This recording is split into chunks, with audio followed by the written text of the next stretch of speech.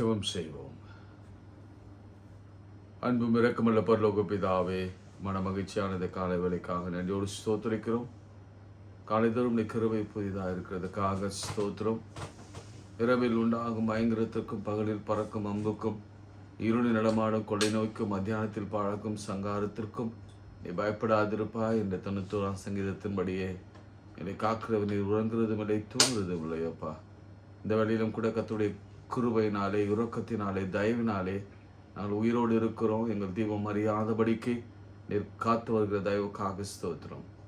சோர்வுகள் பலவீனங்கள் வருண்ட பொழுதிலும் கர்த்தரே எனக்கு துணையானீர், நித்தமும் எங்களுக்கு நிழலானீர் என்ற பாடலின் வரியின்படியே எங்களுக்கு துணையாக இருக்கிற அனுகூலமான துணையாக இருக்கிற என் ஆண்டவருக்கு ஸ்தோத்திரம் செலுத்துகிறோம். யெகோவா ஈரே, கர்த்தருடைய பர்வதத்திலிருந்து எல்லாம் எங்களுக்காக செய்பவரே உமக்கு ஸ்தோத்திரம்.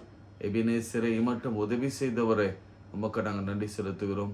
இனிமேலும் எங்களோடு கூட வாழ்பவரே இம்மானுவேலரே உமக்கு ஸ்தோத்திரம் செலுத்துகிறோம். எல் ஷடாயே ஸ்தோத்தரிக்கிறோம். யெகோவா ஈரே ஸ்தோத்தரிக்கிறோம். யெகோவா ரஃபா ஸ்தோத்தரிக்கிறோம். யெகோவா ஷாலோம் ஸ்தோத்தரிக்கிறோம். கர்த்தர் நல்லவர், அவர் கிருபை என்றும் உள்ளது. அதற்காக நன்றி செலுத்துகிறோம். எங்களையும் எங்கள் குடும்பத்தாரையும் கணவன் மனைவி பெற்றோர்கள் பிள்ளைகள் பேர பிள்ளைகள் வேலை உயர்வு அனைத்திலும் கிருபை நேற்றைய இருந்தமைக்காய் ஸ்தோத்திரம், இன்றும் இருக்க போவ தயவுக்காய் ஸ்தோத்திரம். நேற்றைய அதிசயங்களுக்காக நன்றி செலுத்துகிறோம். இன்று நாங்கள் காணப்போட போகிற புதிய அதிசயங்களுக்காக ஸ்தோத்திரம் செலுத்துகிறோம். ஆண்டவரே, எதிர்பார்த்து உங்களுடைய வாயிலிருந்து வருகிற வார்த்தைக்காக காத்திருக்கிறோம் சுவாமி. எஜமாட்டியின் கைகளிலே இருந்து விழும் அந்த துணிக்கைக்காக ஏங்குகிற வேலைக்காரரை போல வேலைக்காரியை போல நாங்கள் காத்திருக்கிறோம். நீரே வானத்திலிருந்து எங்களை போஷித்து நடத்துங்க, பலத்தினாலே எடை கட்டுங்க. இயேசுவின் நாமத்தினாலே ஜெபிக்கிறோம் நல்ல பிதாவே, ஆமென். தெரிந்த பாடல், விண்ணப்பத்தை கேட்பவரே எங்கள் கண்ணீரை காண்பவரே என்ற பாடலை நாம் பாடுவோம். விண்ணப்பத்தை கேட்பவரே என் கண்ணீரை காண்பவரே, சுகம் தருபவரே ஸ்தோத்திரம் ஏசையா, சுகம் தருபவரே ஸ்தோத்திரம் ஏசையா. உம்மால் கூடும் எல்லாம் கூடும், ஒரு வார்த்தை சொன்னால் போதும். உம்மால் கூடும் எல்லாம் கூடும், ஒரு வார்த்தை சொன்னால் போதும். ஐயா, ஒரு வார்த்தை சொன்னால் போதும். ஐயா, ஒரு வார்த்தை சொன்னால் போதும். விண்ணப்பத்தை கேட்பவரே என் கண்ணீரை காண்பவரே, சுகம் தருபவரே ஸ்தோத்திரம் ஏசையா, சுகம் தருபவரே ஸ்தோத்திரம் ஏசையா. சித்தம் உண்டு சுத்தமாகு என்று சொல்லி சுகமாக்கினீர். சித்தமுண்டு சுத்தமாகு என்று சொல்லி சுகமாக்கினீர். ஐயா, என்று சொல்லி சுகமாக்கினீர். ஐயா, என்று சொல்லி சுகமாக்கினீர். விண்ணப்பத்தை கேட்பவரே என் கண்ணீரை காண்பவரே, சுகம் தருபவரே ஸ்தோத்திரம் ஏசையா. மனதுருகி கரம் நீட்டி அதிசயம் செய்பவரே, மனதுருகி கரம் நீட்டி அதிசயம் செய்பவரே. ஐயா, அதிசயம் செய்பவரே. ஐயா, அதிசயம் செய்பவரே. விண்ணப்பத்தை கேட்பவரே, என் கண்ணீரை காண்பவரே, சுகம் தருபவரே, ஸ்தோத்திரம் ஏசையா. என் நோய்களை சிலுவையிலே சுமந்து தீர்த்தீரையா, என் நோய்களை சிலுவையிலே சுமந்து தீர்த்தீரையா, ஐயா சுமந்து தீர்த்தீரையா, ஐயா சுமந்து தீர்த்தீரையா. விண்ணப்பத்தை கேட்பவரே, என் கண்ணீரை காண்பவரே, சுகம் தருபவரே, ஸ்தோத்திரம் ஏசையா, சுகம் தருபவரே, ஸ்தோத்திரம் ஏசையா. அல்ல, 2 கரங்களை உயர்த்தி ஆண்டவரே, தினந்தோறும் நாங்கள் ஒன்றுமில்லை என்று சொல்லுகிறோம். உம்மாலே தான் நாங்கள் வாழுகிறோம், பிழைக்கிறோம் என்று உம்மிடத்தில் அர்ப்பணிக்கிறோம் சுவாமி. பேதுரு போல அவிசுவாசத்தோட நாங்கள் தண்ணீருக்குள் மூழ்க இருக்கிறோம். எங்கள் கண்கள் கண்ணீராலே மறைக்கப்பட்டிருக்கிறது. பலவீனம் ஒரு பக்கம், சோர்வுகள் ஒரு பக்கம், வேதனைகள் ஒரு பக்கம் எங்களை ஆழ்த்தி கொண்டிருக்கிறது. துக்கங்கள் எங்கள் கண்களிலே கண்ணீரை வரவழைத்து கொண்டிருக்கிறது. இந்த காலை வேளையிலும் கூட கர்த்தருடைய சமூகத்துக்கு நேராக எங்கள் கரங்களை உயர்த்தி, ஆண்டவரே எங்களுக்காக யாவையும் செய்து முடிப்பேன் என்று சொன்னவர், நான் உனக்கு முன்பாக போய் கோணலானவைகளை செவையாக்குவேன் என்று சொன்னவர், நான் உனக்காக யுத்தம் பண்ணுவேன், நீங்க சும்மா இருப்பீங்க என்று சொன்னவர், நான் உன் நோய்களை சுமந்தேன், என் தழும்புகளாலே நீங்கள் குணமானீர்கள் என்று நோய்களை சுமந்தவர், அநேக அற்புதங்கள் அடையாளங்களை செய்பவர், செய்து கொண்டிருக்கிறவர், செய்ய போகிறவர். இன்றும் கூட ஒரு அற்புதத்துக்காக நாங்கள் காத்திருக்கிறோம். ஆண்டவரே, இந்த நாளிலும் கூட திருமணமாக வெளியே ஏக்கத்தோட வேதனையோடு காத்திருக்கிற அன்பு பிள்ளைகளுக்காக, பெற்றோருக்காக நான் ஜெபிக்கிறேன். எத்தனை நாட்கள் ஆண்டவரே, உதவி செய்யுங்க ஆண்டவரே, உதவி செய்யுங்க. பிள்ளைகளின் திருமண கோலத்தை பார்க்கும்படி பெற்றோர்களுக்கு அந்த பெரிய சந்தோஷமான வாய்ப்பை ஏற்படுத்தி தாங்கப்பா. குழந்தை இல்லையே இந்த கண்ணீரோடு ஜெபிக்கிற ஒவ்வொரு பிள்ளைகளுக்கு கிருபை பெற்றவளே, நீ வாழ்க, நீ ஸ்திரீகளுக்குள்ளே ஆசீர்வதிக்கப்பட்டவள் என்று மரியாதை வாழ்த்தினது போலவே, சகரி எலிசபெத்துக்கு கொடுத்தது போலவே, ஆபிரகாம் ஈசாக்குக்கு நீர் கொடுத்தது போலவே கர்த்தர் நீர் கொடுப்பீராக. ஈசாக்கு மலடியாயிருந்த தன் மனைவி ரெபேக்காளுக்காக ஜெபித்த பொழுது கர்த்தர் அவன் வேண்டுதலை கேட்டு ரெபேக்காளின் கர்ப்பத்தை திறந்தார். ஆபிரகாம் விசுவாசித்தான், விசுவாசிகளின் தகப்பன் எனப்பட்டான். நீ குழந்தை பேர் உண்டு பண்ணுவீராக. இசைக்கிய போல கதறுகிற அநேகர் உண்டு. ஆண்டவரே, இந்த அற்ப ஆயுசோட நான் போக எனக்கு விருப்பமில்லை ஆண்டவரே. என்னை நம்பி குடும்பம், என்னை நம்பி பெற்றோர்கள், என்னை நம்பி பிள்ளைகள், என்னை நம்பி மனைவி, கணவன் ஆண்டவரே இருக்கிறார்கள். எங்களுக்கு ஜீவனை தாங்க, ஜீவனை தாங்க என்று கதறுகிற அநேகர் உண்டு. என் நாட்களோடு கூட நான் 15 வருஷத்தை கூட்டுவேன். ஏனென்றால் நான் விண்ணப்பத்தை கேட்டு கண்ணீரை கண்டேன் என்று ஆண்டவர் சொல்லுகிற வார்த்தைக்காக ஸ்தோத்திரம்.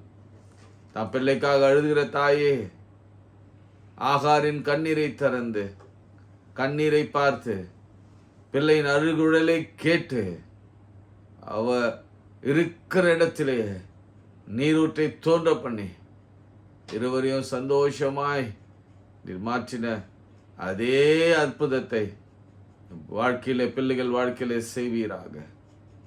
தேர்வு எழுதின பிள்ளைகள், தேர்வு எழுதி கொண்டிருக்கிற பிள்ளைகள், கர்த்தர் ரிசல்ட்டுக்காக காத்திருக்கிற பிள்ளைகள் அனைவருக்காக நான் ஜெபிக்கிறேன். ஜெயமோ கர்த்தரால் வரட்டும். வேலைக்கான வாய்ப்புகள் திறக்கப்படட்டும். கடன்கள் அடைக்கப்படட்டும். அப்பா, தனிமையானவனுக்கு வீடு வாசல் ஏற்படுத்தி தருவனி சொன்னவர் இன்றே ஏற்படுத்தி கொடுப்பீராக. இந்த நாளில் நாங்கள் கேட்ட எல்லாவற்றுக்கும் பதில் கொடுக்கும்படியாக நான் ஜெபிக்கிறேன். எல்லா வியாதிகள், டயபெட்டிக், எல்லா பிளட் பிரஷர் இயேசுவின் நாமத்தினாலே இப்பொழுதே மறைந்து போகட்டும். மாத்திரை இல்லாத ஒரு வாழ்க்கையை நம்முடைய பிள்ளைகளுக்கு தாருங்க ஆண்டவரே. எங்களை தாழ்த்துகிறோம், உயர்த்துகிறோம். நீர் ஒருவர் மாத்திரம் மகிமைப்படுவீராக. இயேசுவின் நாமத்தில் ஜெபிக்கிறோம் நல்ல பிதாவே, ஆமேன். நம் அனைவரும் மார்க் எழுதின நற்செய்தி நூல் அதனுடைய 7ஆம் அதிகாரம் ஒரு சில வசனங்களை உங்களுக்காக நான் வாசித்து அதிலிருந்து கர்த்தர் கொடுக்கிற வார்த்தைகளை, ஆவியானவர் கொடுக்கிற வார்த்தைகளை உங்களோடு கூட பகிர்ந்து கொள்ள நான் விரும்புகிறேன். மறுபடியும் அவர் தீரு 31ஆம் வசனம், 7ஆம் அதிகாரம் மார்க்கு 31ஆம் வசனம் முதற்கொண்டு.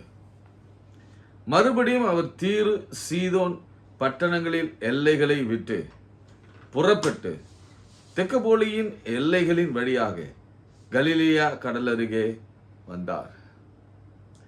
பாருங்க, இந்த மறுபடியும் அவர் நம்மிடத்தில் வருகிறார். அதுதான் முதல் வார்த்தை. நேற்று வந்தது போல அல்ல. நேற்று ஒரு காரியத்துக்காக வந்தார், அதுக்கு முந்தின ஒரு காரியத்துக்காக வந்தார். இன்று மறுபடியும் ஒரு விசை நமக்காக, நம்முடைய காரியங்களுக்காக, நமக்கு உதவி செய்யும்படியாக, நமக்கு அற்புதம் செய்யும்படியாக, நமக்கு அதிசயம் செய்யும்படியாக மீண்டும் நம்ம எல்லைக்குள்ளே அவர் வருகிறார். ஆமென் சொல்லுங்க. வரவேறுங்க. வாங்க ஆண்டவரேன்னு சொல்லுங்க. எனக்காக நீங்க வந்ததுக்காக உமக்கு ஸ்தோத்திரம் என்று சொல்லுங்க. என்ன செய்கிறார் என்று பார்க்கலாம். அங்கே கொன்னை வாயுடைய ஒரு செவிடனை அவரிடத்தில் கொண்டு வந்து அவர் தமது கையை அவன் மேல் வைக்கும்படி வேண்டிக் கொண்டார்கள். பேச முடியாதவன் செவிடன், அவரிடத்தில் கொண்டு வந்தார்கள். பிரியமானவர்களே, எவ்வளவோ சொன்னாலும் என் பிள்ளை கேட்க மாட்டா, எனக்கு வேதனையே உண்டு பண்றா, அல்லது என் கணவன் எவ்வளவு சொன்னாலும் கேட்க மாட்டேன்றார். என் பெற்றோர்கள், பிள்ளைகள் எப்படியோ. ஆனா நம்ம கொண்டு போக வேண்டிய இடம் ஒன்று உண்டு. மனுஷரிடத்துல அல்ல, ஆண்டவரிடத்துல. இவங்க ரொம்ப தெளிவா அவனை கொண்டு வந்தவர்கள் ஆண்டவரிடத்துல கொண்டு வந்து அவன் மேல் கைகளை வைக்கும்படி வேண்டிக் கொண்டார்கள். ஜெபம் மிக அவசியங்க. ஆண்டவரிடத்துல கேட்க வேண்டும், வேண்டிக் கொள்ள வேண்டும். அவரிடத்துல கேட்கிறவர்களுக்கு கொடுக்கப்படும். அதான், நீங்க எதை கேட்டாலும் கர்த்தர் அதை கொடுக்க அவர் சித்தமாயிருக்கிறார்.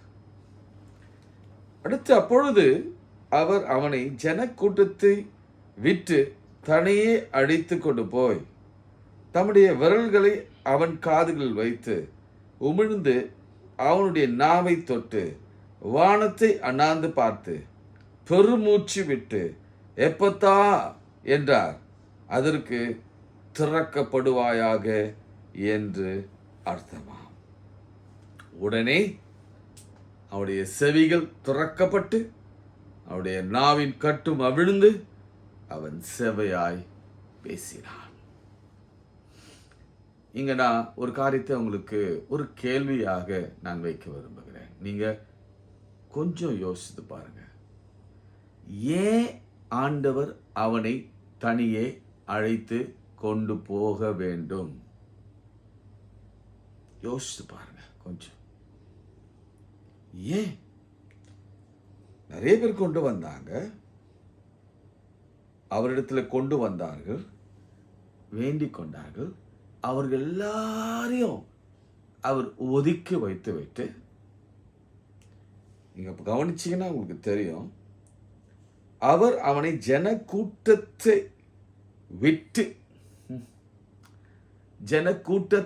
விட்டு தனியே அழைத்து கொண்டு போய், ஏன் அப்படி செய்யணும்? கொஞ்சம் யோசிச்சு பாருங்க. அவனுடைய வாழ்க்கையை கொஞ்சம் அலசி பார்க்கலாம். கொண்டை வாய் உடைமை எப்படி பேசுவா? அவனால சுத்தமா பேச முடியாது. ஒரு வார்த்தை பேசுவதற்கே பல நிமிடங்கள் எடுத்துக்கொள்ளுவான். உங்களுக்கு தெரியும், அது நான் அதை விளக்க வேண்டிய அவசியம் இல்லை. இதுல இன்னும் ஒரு பெரிய வருத்தமான வேதனையான ஒரு காரியம் என்னன்னா, காதும் கேட்காதான். இது பாருங்க, ஒருவேளை வாய் பேச முடியாதவங்க காது கேட்கும், காது கேட்காதவங்க, கண் தெரியாதவங்களுக்கு ஒருவேளை நல்ல கண் தெரியாதவங்களுக்கு காதுகள் மிகவும் கூர்மையா இருக்கும். அதை வைத்து அவர்கள் நல்லா நடப்பாங்க. எல்லா காரியத்தையும் அவங்களே தனக்காக செய்து கொள்வாங்க. இங்க இவனுடைய வேதனை தெரியுமா? பேசவும் ரொம்ப கஷ்டப்படுறவன், மாத்திரமல்ல காதும் கேளாதவன். அவனை தனியே அழைத்து கொண்டு போனார். நான் ஆவியில உணர்றேன், ஒருவேளை தனியே அழைத்து கொண்டு போய் ஒரு சில வார்த்தைகள் பேசியிருந்தா, என் ஆண்டவர் அதை பேசுறத கேட்டிருந்தா, உண்மையாகவே அவர் சஞ்சலப்பட்டிருப்பார், வருத்தப்பட்டிருப்பார். இவன் எத்தனை வருட காலமா இப்படி இருக்கிறான்னு நமக்கு தெரியல. ஆனா அவன் வாழ்ந்த நாட்கள் எல்லாம் அவன் பேசுறதற்கே அவ்வளோ கடினம் இல்லை? ஒரு காரியத்தை மற்றவர்களுக்கு எக்ஸ்பிரஸ் பண்றதுல, ஒரு சாப்பாடு வேணும் அல்லது ஒரு தண்ணி வேணும், எமர்ஜென்சி தண்ணி வேணும், பேசுவதற்கே நேரம் எடுக்கும். அல்லது அவனை யாரும் கூப்பிட்டாலும் கேட்பதற்கே செவி இல்லை. இப்படிப்பட்ட ஒரு வேதனையான சூழலில் அவனோடு பேசி வந்த அந்த கொஞ்ச நிமிடத்திலே அவன் வேதனையை அவர் முற்றிலுமாய் உணர்ந்து அவ்வளோ வேதனைப்பட்ட. அதனால தான் இந்த வார்த்தை வருது, 34 வசனம்.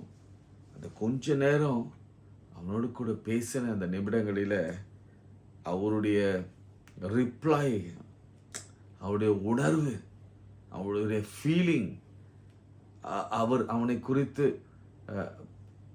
புரிந்து கொண்ட அந்த வேதனை என்ன பாருங்க. அவர் வானத்தை அண்ணாந்து பார்த்து பெருமூச்சு விட்டு பெருமூச்சு விட்டு. கொஞ்சம் யோசிச்சு பாருங்க, நம்ம வேதனை எவ்வளவு அழகா ஆண்டவர் பகுத்து அதை அறிந்து கொள்கிறார். அந்த வேதனைக்குள்ளே அவர் செல்கிறார். நேற்று நம்ம பார்த்தோம், கேட்டோம். மத்தால் மரியாள் அழுகிற பொழுது, ஜனங்கள் எல்லாரும் அழுகிற பொழுது ஆவியிலே கலங்கி அவர் கண்ணீர் விட்டார்.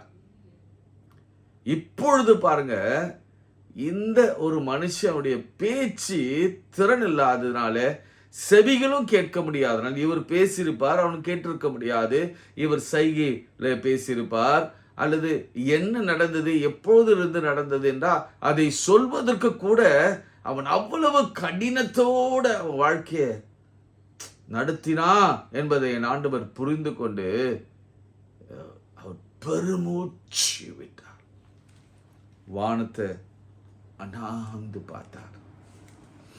உங்களுக்கு ஒரு எக்ஸசைஸ் நான் சொல்றேன். எத்தனை முறை ஆண்டவர் இயேசு வானத்தை அண்ணாந்து பார்த்து அவர் ஜெபம் பண்ணினார் என்பதை எனக்கு தெரியப்படுத்துங்க. இது உங்களுக்கு வேத அறிவை இன்னும் அதிகமா, வேதத்தை நம்ம ஏன் வானத்தை அண்ணாந்து பார்த்து, ஏன் ஆண்டவர் வானத்தை அண்ணாந்து பார்த்து இப்படி பேசணும் பாருங்க. பெருமூச்சு விட்டு வானத்தை அண்ணாந்து பார்த்து எப்பத்தா என்றார். அதற்கு திறக்கப்படுவதாக என்ற அர்த்தமாம்.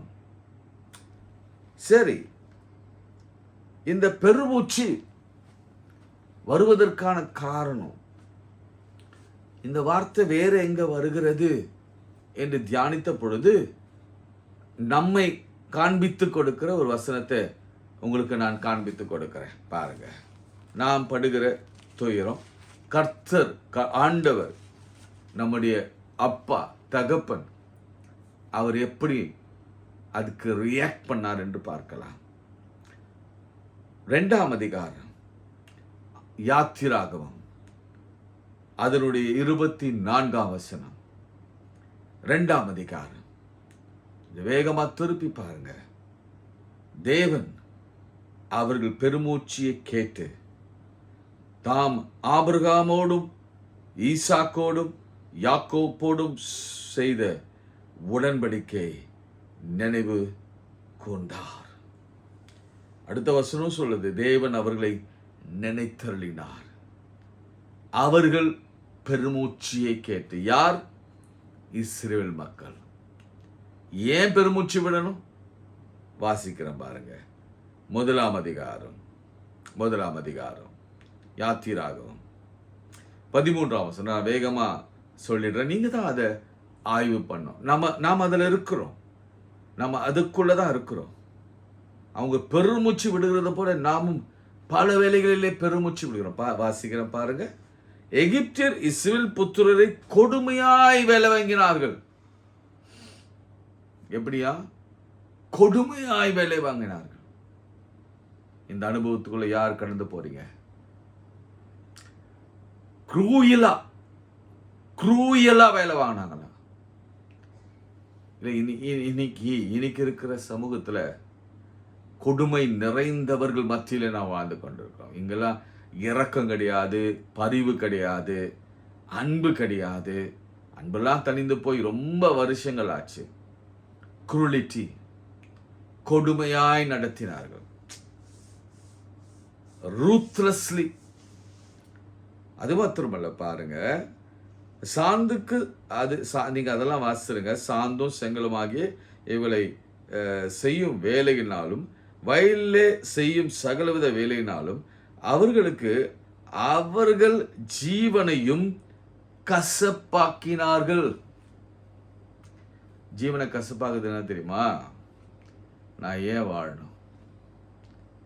எதுக்கு இந்த அடிமைத்தனம்? நான் ஏன் இவ்வளவு கஷ்டப்படணும்? நான் ஏன் இந்த போராட்டத்தை அனுபவிக்கணும்? கசந்து போன ஒரு வாழ்க்கை. அது யார் வாழ்க்கையோட ஒப்பிடலான்னா, நீங்க நகோமி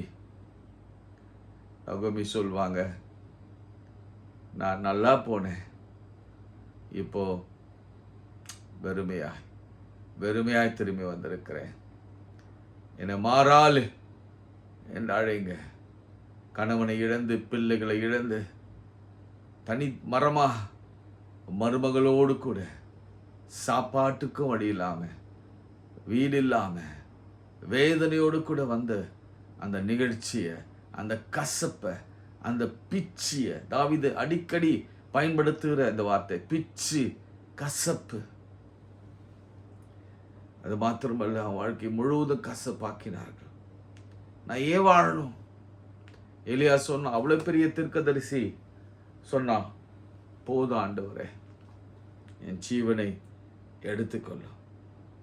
அவர்களை கொண்டு செய்வித்த மற்ற எல்லா வேலைகளிலும் அவர்களை கொடுமையாய் நடத்தினார்கள். கொடுமை, கசப்பு மாத்திரமல்ல, அவர் ஜீவனையே அவர் போலாம் என்ற அளவுக்கு அவர் எல்லாரையும் கொடுமையா நடத்தினார். வருமானத்தை கொடுத்தாங்களா? அவங்க செய்ததுக்கான பலனை கொடுத்தாங்களா? இல்லை, அதுவும் இல்லை. பிள்ளைகளை கொண்டார்கள். முதலாவது பிறக்கிற ஆண் பிள்ளை எல்லாரையும் கொண்டு போட்டார். அவ்வளவுதான். அவங்க வாழ்க்கையை பார்த்தா ரொம்ப மோசமாச்சு. அதுதான் இப்போ வாசிக்கிறோம் பாருங்க. தேவன் அவர்கள் பெருமூச்சியை கேட்டார். யாக்கோபோட ஆபிரகாமோடு பண்ணின உடன்படிக்கை நிலைத்தருளினார். அதுக்கப்புறம் அவர் சொல்லுகிற வார்த்தை 3ஆம் அதிகாரத்தில் பார்க்கலாம். இது நம்ம பார்த்துட்டு ஜெபிக்கலாம். அப்பொழுது கர்த்தர் எகிப்தில் இருக்கிற என் ஜனத்தின் 7ஆம் வசனம் 3:7 அப்போது கர்த்தர் எகிப்தில் இருக்கிற என் ஜனத்தின் உபத்திரவத்தை நான் பார்க்கவே பார்த்தேன். இன்னைக்கு நீங்களும் நானும் போகிற பாதையை, உபத்திரவத்தின் பாதையை அவர் பார்க்கவே பார்த்து கொண்டிருக்கிறார். நீங்க நினைக்கலாம், யாரும் எனக்கு உதவி செய்ய ஒரு நிச்சயம். ஆனால் நம்மை பார்க்கிறவர் ஒருவர் அவர் இருக்கிறார். ஆளோட்டி நிமித்தம் அவர் இடுகிற குக்குரை நான் கேட்டேன். அவர்கள் படுகிற வேதனையை நான் அறிந்திருக்கிறேன். பாருங்க 9ஆம் வசனத்துல மீண்டுமாய், அப்போது இஸ்ரவேல் புத்திரர்கள் குக்குரல் சன்னதியில் வந்து எட்டினது. எகிப்தியர் அவர்களை ஒடுக்குதலையும் நான் கண்டேன். இதெல்லாம் வேதனை தான். ஜீவனை கசப்பாக்கி வேதனையோடு கூட பெருமூச்சு விட்ட ஒரு கூட்டத்தை கர்த்தர் விடுதலை கொடுத்து, எத்தனை வருஷம் தெரியுமா? 430 வருஷம் வேதனை. அவர்களை வெளியே கொண்டு வரும்படியா இன்று தீர்மானம் பண்ணியிருக்கிறார். இன்றைக்கு அந்த நாள். பிரியமானவர்களே, ஒரு வார்த்தை வருதுன்னா அது எனக்குன்னு நீங்க எடுத்துக்கொள்ள. எத்தனையோ வருஷங்கள் இப்படிப்பட்ட துயரங்கள் வழியாக, கொடுமைகள் வழியாக ஜீவனே கசப்பாக்கி வேதனையோடு கூட நான் வாழ்ந்து கொண்டிருக்கிறேன். என்னை ஒடுக்குகிறாங்க, என்னை அடக்குகிறார்கள் என்ற வேதனையோடு கூட பெருமூச்சு விடுகிற உங்களை என்னையும் தான் கர்த்தர் பார்க்கிறார். எவ்வளோ வேலைகளில் அண்ணால் அழுதா அழுதா அழுதா பெருமூச்சு விட்டு அழுதா. அதனாலதான் ஏலிக்கு புரியல, அவ ஜெபிக்கிறாளா இல்லை குடித்து வெறித்திருக்கிறாளா என்று பெருமூச்சியோடு கலந்த ஒரு வேண்டுதல். அப்படிப்பட்ட ஒரு வேதனை வழியாக நாம் கடந்து போய் கொண்டிருக்கிறோம். ஆண்டவர் நம்மை தான் தனியே அழைத்து கொண்டு போய், ஆமென். யார் அது இன்னொரு அர்த்தத்தை நான் சொல்றேன். இது வரைக்கும் நீங்க அநேகருக்கு முன்பாக நீங்க கஷ்டப்பட்டுங்க. அந்த அந்த அந்த கொன்னை வாயுடுவேன் செவிடனை ஆண்டவர் பார்த்து ஆவில சொல்லுகிறத நான் உங்களுக்கு சொல்றேன். இது வரைக்கும் நீ அநேக ஜனங்களுக்கு முன்பாக, அல்லது உன் இனத்தாருக்கு முன்பாக, உன் தகப்பு தாய்க்கு முன்பாக நீ கஷ்டப்பட்ட, வேதனைப்பட்ட. இனிமேல் உன்னை யாரும் இந்த வேதனையோடு பார்க்க மாட்டாங்க. என்னிடத்துல வந்து விட்டபடினால நீ திரும்பி போகும் பொழுது செவையாய் பேசுவாய். ஆமென். செவையாய் பேசுவாய். இதுதான் நீ கஷ்டப்பட்டு வேதனைப்பட்டு பேசுகிற கடைசி தருணம். இது நான் உனக்காகவே வந்திருக்கிறேன். நான் உன்னை தனியே அழைத்து கொண்டு போய் உன்னை நான் குணமாக்குவேன். குணமாக்குவது பல விதங்களில் குணமாக்கி இருக்கலாம். ஆனால் ஆண்டவரிடத்துல வந்து விட்ட பிறகு அவர் தனியே அழைத்து கொண்டு போய், இனி நீ எந்த மனுஷனுக்கு முன்பாக கஷ்டப்பட வேண்டிய அவசியம் இல்லை. எந்த மனுஷனை உன்னை கூப்பிட்டா நீ செவி கேட்காதவன் போல் இருக்க வேண்டிய அவசியம் இல்லை. செவையாய் பேசுவாய், செவையாய் கேட்பாய். இந்த உலகத்தில சீராய் நன்றாய் நீ வாழ்வாய். இது கர்த்தருடைய வார்த்தை. பாலும் தேனும் ஓடுகிற அந்த தேசத்திலே கொண்டு வந்து நிறுத்தினார். பெருமூச்சை கேட்கிற ஆண்டவர் நம்மத்தில் இருக்கிறார். கவலைப்படாதீங்க. அவர் கண்ணீர் விடுகிற தேவன் மாத்திரமல்ல, நமக்காக பெருமூச்சு விடுகிறவர். நாம எப்படி பெருமூச்சு விடுகிறோமோ, அப்பா இந்த வேதனை என்னால் தாங்க முடியல என்று ஒவ்வொரு நாளும் பெருமூச்சு விடுகிறோமோ, அந்த சமயத்தில் அவரும் நம்ம அருகில் நின்று நமக்காக கண்ணாந்து பார்த்து, அப்பா என் பிள்ளை பெருமூச்சு விடுறான்பா. ஏன்னா அவர் நம்மை போல சோதிக்கப்பட்டும் பாவம் இல்லாத பிரதான ஆசாரியரே நமக்கு இருக்கிறார். வாக்கு கடங்கா. இன்னும் அழகா சொல்லணும்னா நம்ம ஆவியானவரும் கூட அப்படிதான். நம்ம வேதனையிலே அறைந்து அவர் வாக்கு கடங்கா பெருமூச்சிலோடு கூட என் ஆண்டவரிடத்தில் வேண்டுதல் செய்கிறார். இதை விட வேற என்னங்க வேணும்? இன்னைக்கு என் ஆவியானவர், நம்ம ஆவியானவர் நமக்காக வாக்கு கடங்க. எத்தனை பேர் விசுவாசிக்கிறீங்க? எத்தனை பேர் விசுவாசிக்கிறீங்க? நம்முடைய ஆவியானவர் வாக்கு கடங்கா பெருமூச்சோடு கூட என் ஆண்டவரிடத்தில் இப்போது கேட்கிறார். ஏன்னா ஆவியானவர் கேட்டா, என் அப்பா பெருமூச்சு விட்டா, என் தகப்பன் அப்பாவிடத்துல பெருமூச்சு விட்டா, அந்த காரியம் செவையாய் முடியும். அந்த காரியம் செவையாய் முடியும். அந்த காரியம் நன்றாய் முடியும்.